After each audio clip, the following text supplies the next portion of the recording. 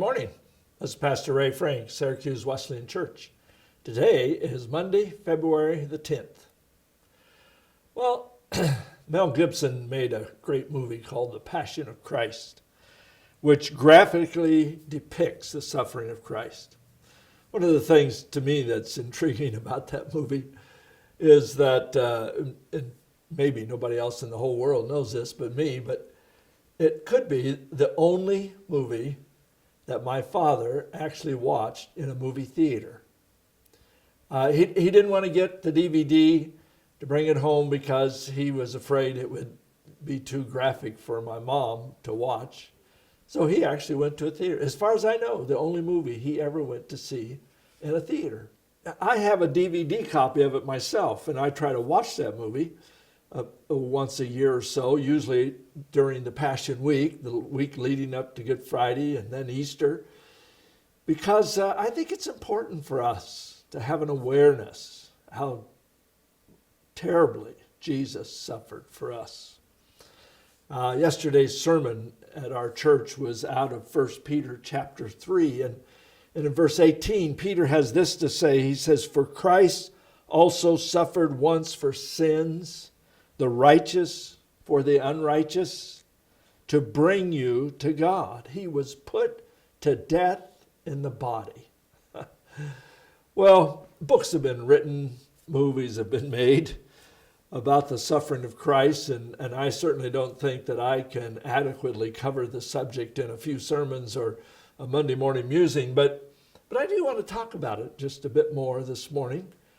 As I studied fairly intently last week about suffering and how Christ suffered, and he's our example of suffering and so forth, I think his suffering may have actually had more to do with not just bodily injury or physical suffering, but his emotional and perhaps we might even describe spiritual suffering that started in the Garden of Gethsemane. Remember, after the Last Supper, Jesus had gone out with his disciples.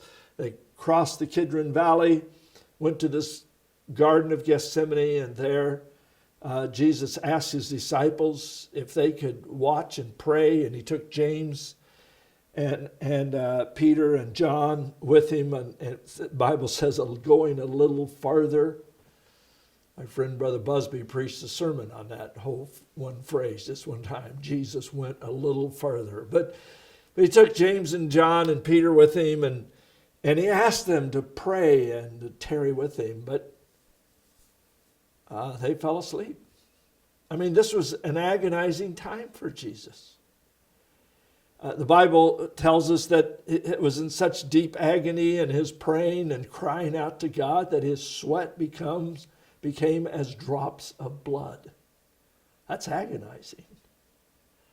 I tend to be a little judgmental of the disciples, thinking, good night. Couldn't they understand what was happening? Didn't they see Jesus, in agony, praying out and crying out to his Father? Wouldn't they have been moved with compassion when they have tried to come along and help him and support him and pray with him? And well, Jesus would pray and come back and find his disciples sleeping. And so when I tend to judge them harshly, I stop and think about, and then actually I'm ashamed at how many years I've wasted by not having a consistent daily devotional time in the Word and in prayer. I don't even want to tell you how old I was before I actually got into the daily habit of spending time with God. I wonder how many pitfalls I might have avoided had I not been falling asleep physically and spiritually when Jesus was calling me to come and pray with him. Well, here's a question to muse on. Does Jesus still feel sorrow when we fail to show up at prayer time? when he entreats us to watch and pray with him, as he did those disciples back then. The Bible tells us that he intercedes for us. Does that mean he carries a burden of prayer? And do I, by coming into his presence in prayer and supplication and faith and believing, does that help lift that?